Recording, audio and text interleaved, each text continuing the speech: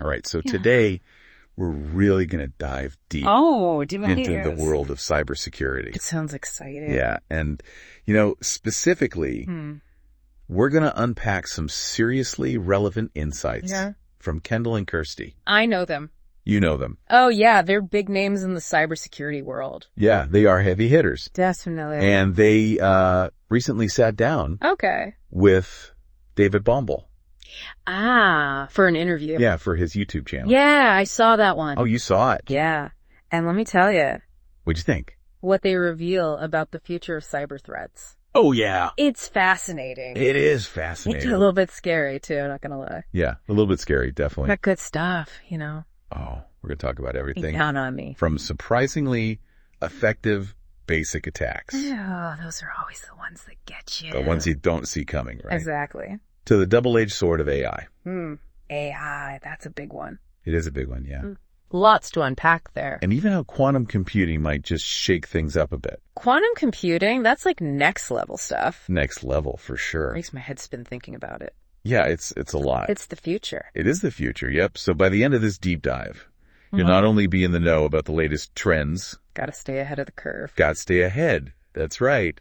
But you'll also walk away with some practical takeaways. Love that. Practical. Practical, yeah. Actionable. To keep yourself and your data safe. Because that's what it's all about, right? That's what it's all about. Protecting ourselves. Yeah. In this wild west. It is a wild west out there. Of the digital age. The digital frontier. So they jump right into it, in the interview. Okay, what's first? They talk about the elephant in the room. Which is? Ransomware. Oh, ransomware. I thought that was old news. Yeah, you think it would be old news by now. Right. But it's still a major headache. Really? And it's evolving faster than ever. Wow. Faster than ever, huh? Faster than ever. And what's particularly concerning is how easy it's becoming for attackers. Okay. Even low-skilled attackers. Oh, that's not good. No, it's not good. So anyone can just jump in now. Yeah, to get their hands on ransomware tools. Wow. So we're talking leaked code DIY kits. It's like they're giving away the recipe. It's like a recipe, yeah, the whole 9 yards. The whole 9 yards, huh? It's like they're handing out cyber weapons. Cyber weapons, wow. On the dark web.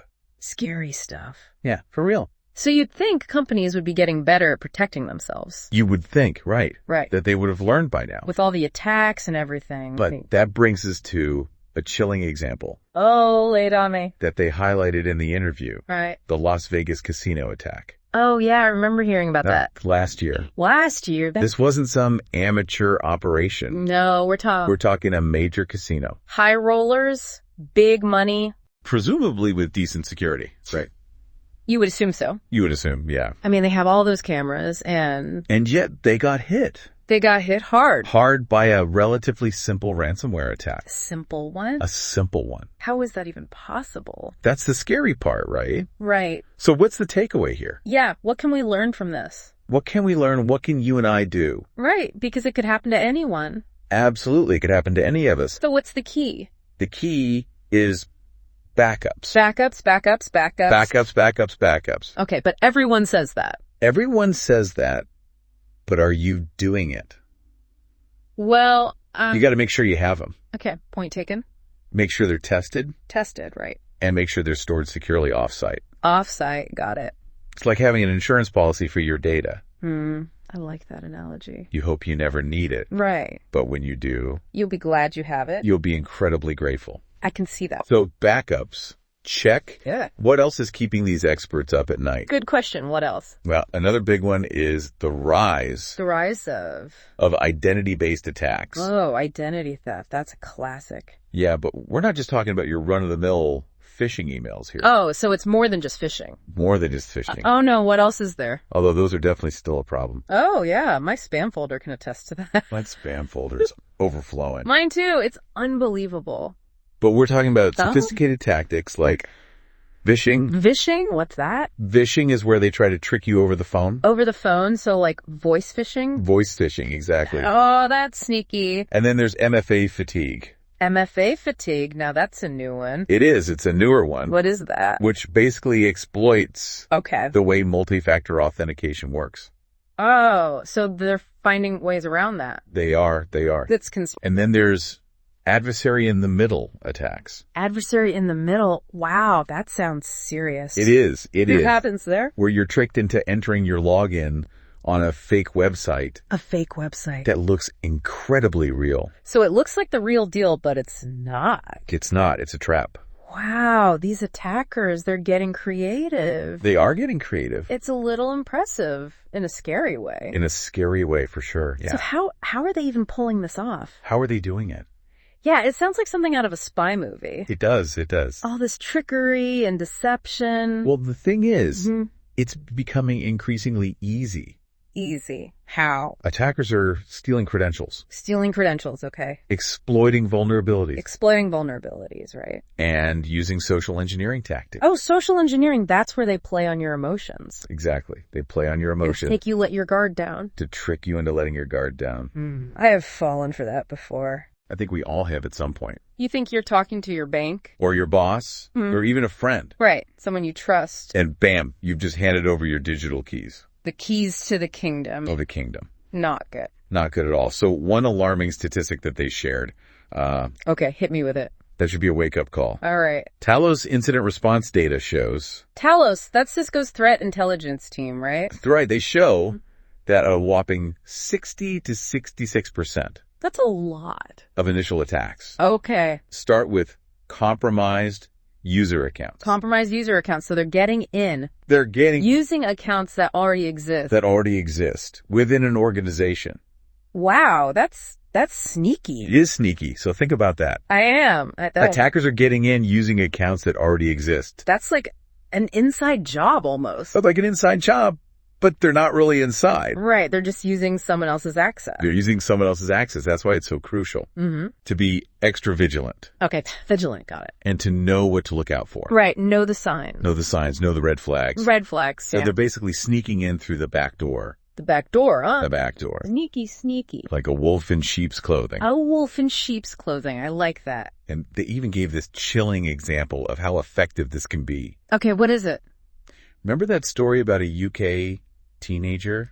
Oh, yeah, the one who hacked Rockstar Games? Rockstar Games, yeah. And other companies? What did he use? Using MFA fatigue. MFA fatigue, wow, so it really works. It does work. That's scary. It's a classic case of social engineering. Social engineering playing on those human weaknesses. Exploiting human psychology. We're all vulnerable to that. We are all vulnerable, and it just goes to show what? How vulnerable even big companies are.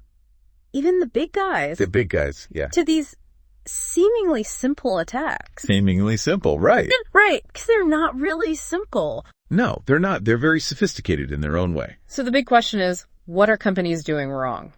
Yeah. Why are they still falling for these traps? What's the secret sauce? How do we stay safe?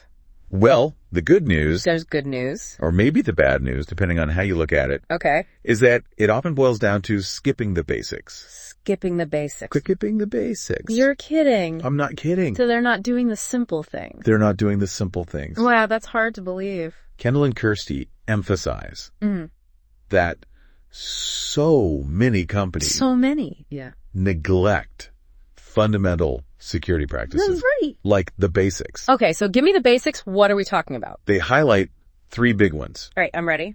Backups. Backups. Okay, we talked about that. We did. Multi-factor authentication. MFA. And patching. Patching. Ooh, that's the one nobody likes to do. Nobody likes to do it. But we have to. We do have to. So we already talked about backups. We did. Let's dive into multi-factor authentication. Okay, MFA.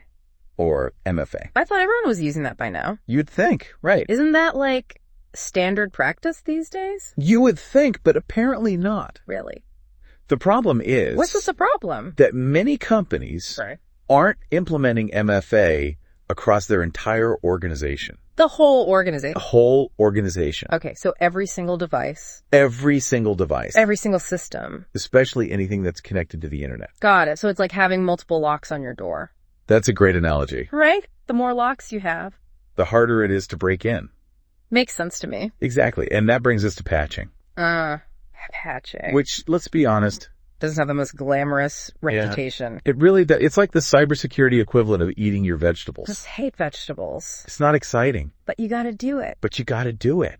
For your health. For your digital health. So companies need to be diligent about this. Very diligent. Okay, diligent about what exactly? About patching their systems promptly.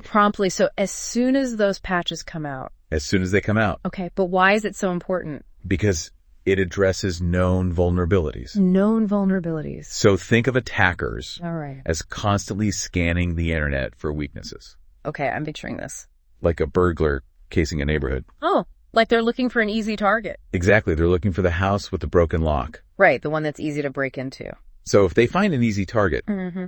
they'll go for it. Makes sense.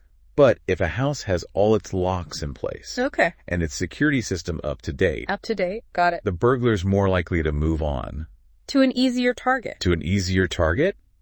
That's what patching does. So it's like a deterrent. It's a deterrent. It makes you less appealing to attackers. Less appealing. Exactly. So it's about raising the bar for entry. Raising the bar, making it much harder for them to succeed. So it's like a virtual neighborhood watch. That's a great way to put it. Right. But for your computer systems. I like it. But, all this tech talk Mhm. makes me wonder, What's that?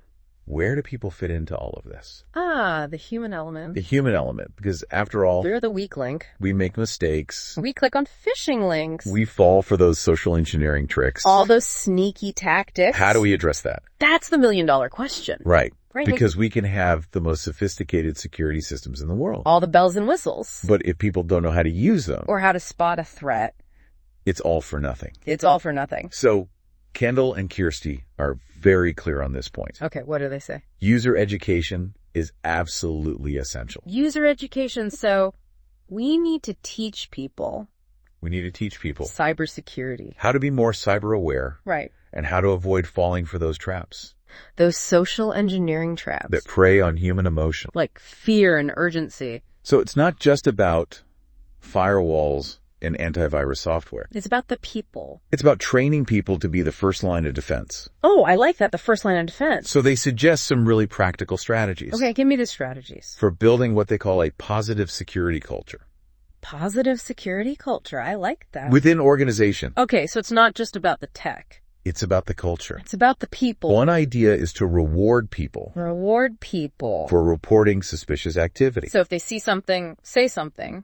Exactly. If someone spots a phishing email Or a weird link. or thinks something is fishy, Fishy. Yeah. encourage them to report it And then, and then actually acknowledge their effort. so make them feel appreciated. Make them feel appreciated, make them feel like they're part of the solution, Part of the solution, not the problem. not the problem. Exactly. I like that.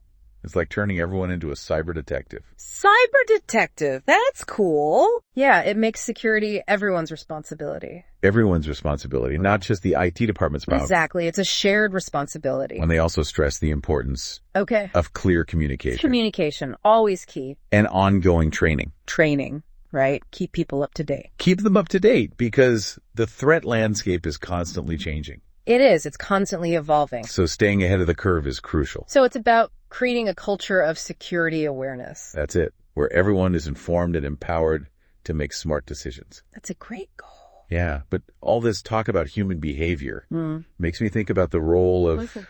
of artificial intelligence. AI or AI. Everyone's talking about AI these days. It's all the buzz. What's the buzz? Both in terms of its potential Oh yeah, the potential is huge. and its risks. Right. There are risks too. So how does AI fit into the cybersecurity landscape? That's a big question. It is a big question. It's like AI is everywhere now. It really is. So is it good or bad for cybersecurity? Well, both Kendall and Kirsty acknowledge that AI is a double-edged sword. A double-edged sword, huh? It's being used by both the good guys and the bad guys. So it can be used for good or for evil. And it's changing the game in some pretty significant ways. Okay, so how are the bad guys using AI? Well, one area they highlighted Mm-hmm. is the use of AI to create incredibly convincing phishing emails. Phishing emails. So like even better phishing emails. Even better, even more convincing. Oh no. And even fake voices Fake voices. for those phishing attacks we talked about. Oh wow, so they can make it sound like anyone. Imagine receiving an email that looks exactly like it came from your boss. That would be hard to spot. Or getting a phone call where the voice on the other end sounds exactly like a trusted colleague. That's creepy. It's becoming increasingly difficult to distinguish between what's real and what's fake. So AI is basically giving attackers superpowers. Superpowers to deceive and manipulate. This is getting scary, bud. There is good news. Please tell me there's good news. The good guys are using AI too, Oh, thank goodness. and they're using it in some pretty amazing ways to fight back. Okay, I'm listening. Tell me everything. So, for starters, AI is being used for threat intelligence analysis. Threat intelligence analysis, what's that? This means it can sift through mountains of data.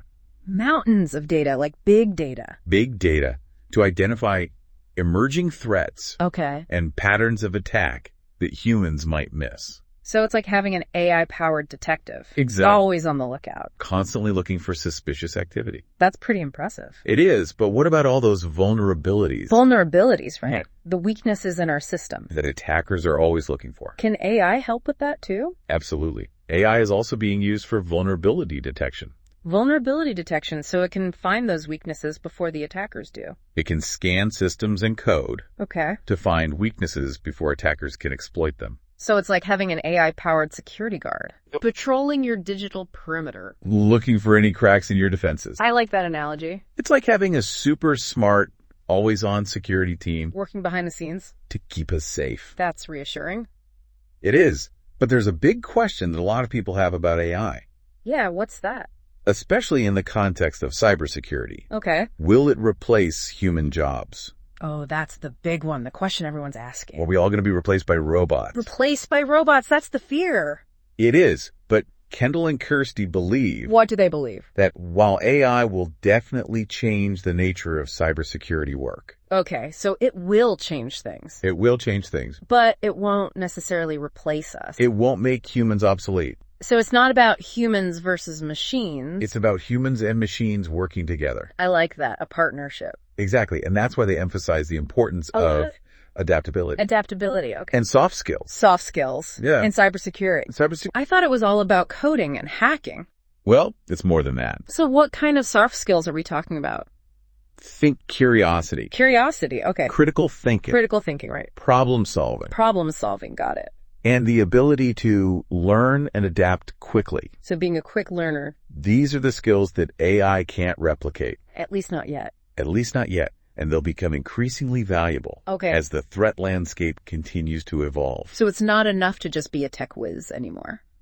You need to be able to think outside the box. And adapt to new challenges. Exactly. And they also have some fascinating insights.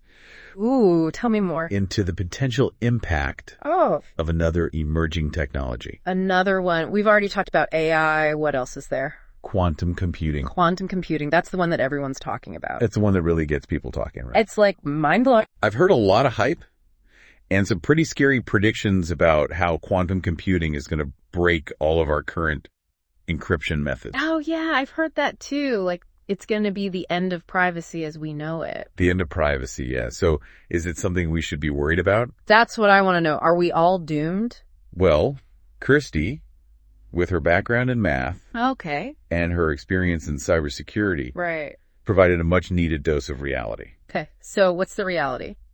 On this topic. Yeah. Give it to me straight. So the reality is that while quantum computing is a real threat, okay, it's a real threat. It's not an immediate one. So we have some time. And contrary to what some people believe, it won't render all existing cryptography obsolete. Oh, so it's not going to break everything? Not everything, no. That's a relief. It's more nuanced than that. Nuance. I like nuance. So what about those claims? Okay, what claims? That quantum computers will be able to break encryption algorithms like AES. AES, that's like the gold standard of encryption, right? It is. It is. So if they can break that, we're in trouble. Well, Kirsty addressed that specifically. Okay, what did she say? She pointed out that certain techniques, like using pre-shared keys, are already considered quantum safe.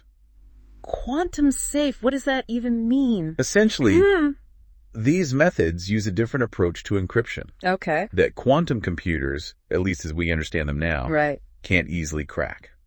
So there are ways to make encryption quantum resistant. There are. That's good to know. Even David Bombal, the interviewer, was surprised by that. I remember that from the interview. Yeah, but she also went on to explain that even though quantum computing isn't an immediate threat, okay, so we have some time. We still need to start preparing for it now. Preparing now, got it. We can't afford to wait until it's too late. So what can we do to get ready? Should I be stockpiling canned goods and building a bunker? Hold on, no need to go full-on doomsday prepper just yet. Okay, good. She outlined several key steps. All right, give me the steps. That are much less dramatic.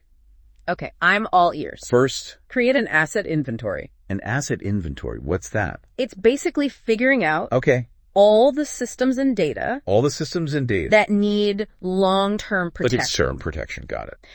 This will help you prioritize which systems to upgrade first.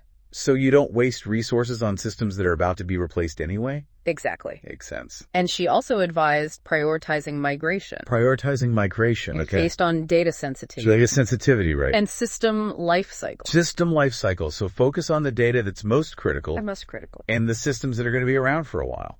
So we're talking about taking a strategic approach to quantum preparedness. Strategic. I like that. And here's a key takeaway. Okay, what is it?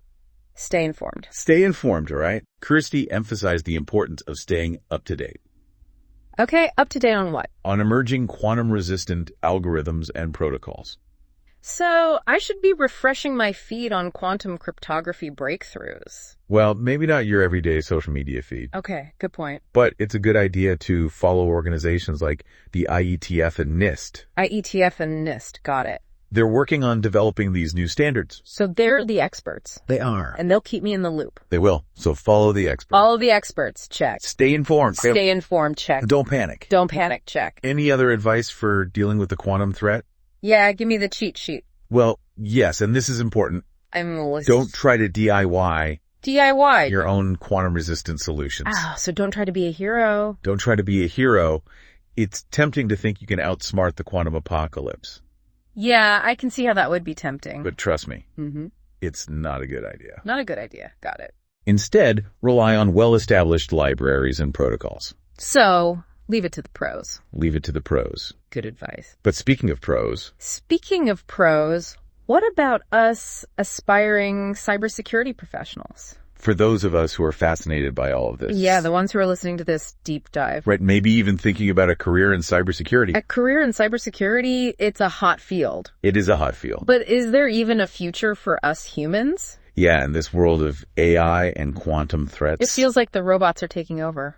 Well, they both reassured listeners. Okay. That there will be plenty of jobs. Plenty of jobs. In cybersecurity in the future. So we're not all out of work. Not at all. Even with the robots coming for us. Even with the robots. But what about all the talk about AI taking over jobs? Yeah, that's a valid concern. Should aspiring cybersecurity professionals be worried? Well, they offered some incredibly actionable advice. Really? Okay, I'm all ears. For anyone interested in pursuing a career in this field. Okay, so what's the secret sauce? They stress the importance of developing soft skills. Soft skills. Oh. I thought this was all about coding and hacking. It's so much more than that. Okay, so enlighten me. What kind of soft skills are we talking about? Things like adaptability. Adaptability. Okay. With curiosity. Curiosity. Got it. Humility. Humility. Interesting. And a strong work ethic.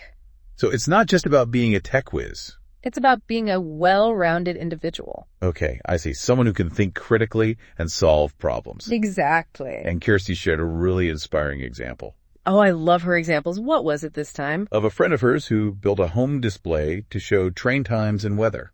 Train times and weather. That's pretty cool.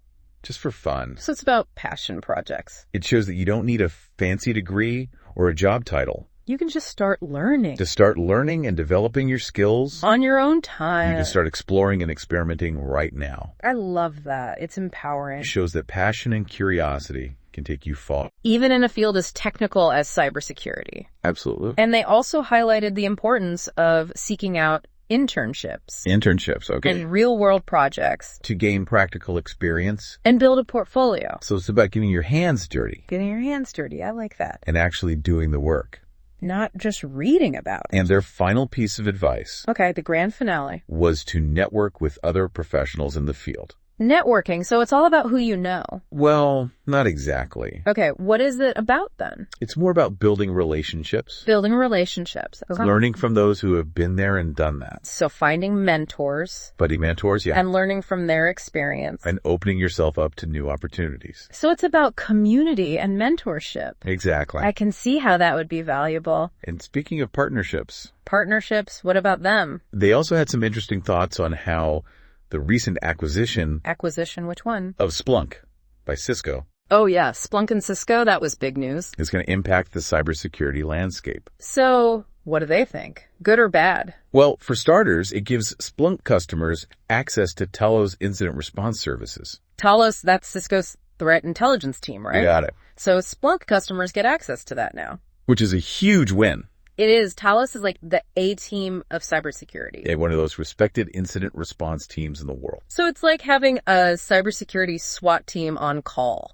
Pretty much. That's impressive. And the collaboration between Talos and Splunk researchers is already producing valuable threat intelligence. Like what? Like that report on the Handala Wiper malware. Oh, yeah, I read that report. It was fascinating. So it's a case of 1 + 1 = 3. 1 + 1 = 3. What do you mean? They're achieving more together I see. than they could have apart. Synergy, teamwork makes the dream work. Exactly. So it's a good thing. And this is just the beginning. Just the beginning, huh? It'll be interesting to see what they accomplish together. In the years to come. I'm excited to see what the future holds for this dynamic duo. Me too, me too. But before we wrap up this part of our deep dive, let's take a step back and recap what we've learned so far. Recap time. I like it. What are the key takeaways? The key takeaways, all right, hit me with them. That our listeners should keep in mind as they navigate this ever-changing world of cybersecurity. Because it's always changing. Always changing. New threats popping up all the time. New threats, new challenges. So what should we remember? Well, I think one of the most important takeaways is that while the threats are constantly evolving, the basics still matter. The basics, okay, so don't forget the fundamentals. Things like backups. Sure, multi-factor authentication. MFA. Check. Patching. Fine, check. And user education. User education, that's a big one, check. Are more important than ever. It's like building a strong foundation. I like that analogy. No matter how fancy the house gets, you need that solid base to keep it standing. Exactly. And another key takeaway. Okay, what else? Is that AI is changing the game. AI, the double-edged sword. For both the good guys and the bad guys. Right, we talked about that. So as AI continues to advance. And it is advancing rapidly. It could be crucial to stay ahead of the curve. Okay, stay ahead of the curve. And develop the skill needed to harness AI's power for good. Harness AI's power for good. I like that. So it's not about fearing AI. But about using it effectively. For both defense and offense. It's a powerful tool. And finally, quantum computing. Quantum computing, the distant threat. Presents a long-term challenge. A long-term challenge, okay. That requires preparation and vigilance. So we need to be ready. We do. Even though it's not an immediate threat. It might not be knocking on our doors just yet. But we need to be thinking about it. We need to start thinking now about how to protect our data. In a quantum future. So it's about being proactive. Proactive. Got it. And taking steps now. To ensure our data is protected in the long run. That leads us to a question for our listeners. Ooh, a question. I like it. What are some practical steps you can take today? To improve your personal or organizational cybersecurity posture. So what can we do right now to be more secure? Think about the things we've discussed. Backups, MFA, patching, user education. AI, quantum computing. It's a lot to think about. And consider how you can apply these concepts to your own life or work. Make it personal, make it practical. Remember, cybersecurity is a shared responsibility. We're all in this together. We all have a role to play in creating a more secure digital world. That's a great reminder. So what can you do to make a difference? It's a good question to ponder. Let's take another quick break. Okay. And when we come back, we'll wrap up our deep dive with some final thoughts and key takeaways. Sounds good. I'm ready for more. Yeah, it really is a big question. It is. And it's not just about AI being used for bad stuff. Right. Not just malicious purposes. But also the potential for unintended consequences. Unintended consequences. That's interesting. Yeah. Hadn't thought about that much before. Yeah. It's something to consider. So elaborate on that a bit. What do you mean by unintended consequences? Well, one big one is bias. Bias in AI. Yeah. AI systems, they're only as good as the data they're trained on. Right. Garbage in, garbage out, right? Exactly. So if the data's biased, the AI is going to be biased too. It's like teaching a kid bad habits. Yeah, exactly. They learn the wrong things. So how does that play out in cybersecurity? Well, imagine, right? Okay, I'm imagining. An AI system designed to detect threats. Okay, threat detection. And it was trained on data that disproportionately flagged certain groups as suspicious. Oh, so like profiling. That could lead to unfair targeting and discrimination. all based on biased algorithms. That's a scary thought. We're going to make sure these systems are fair and impartial. Yeah, we don't want to solve one problem just to create a whole new set of issues. Exactly. It's a challenge. A challenge, for sure. As AI keeps advancing, it's not just a technical issue. It's a societal one. Absolutely. Technology is a tool. Like any tool. Can be used for good or for evil. Up to us to make sure that we're using it the right way. A way that benefits society, makes the world a safer place. Absolutely. Couldn't agree more. It's a great note to end on, I think. Yeah, we've covered a lot of ground today. We really have. From those latest cyber threats to AI, quantum computing. A lot to think about. Hopefully our listeners are feeling more informed now. And maybe even a little bit empowered. To take control of their own cybersecurity.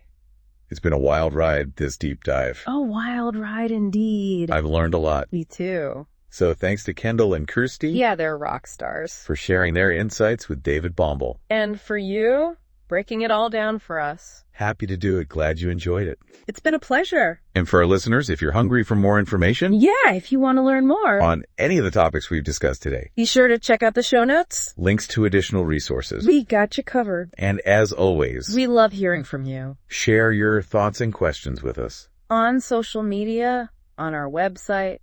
Until next time. Stay curious. Stay informed. And stay secure.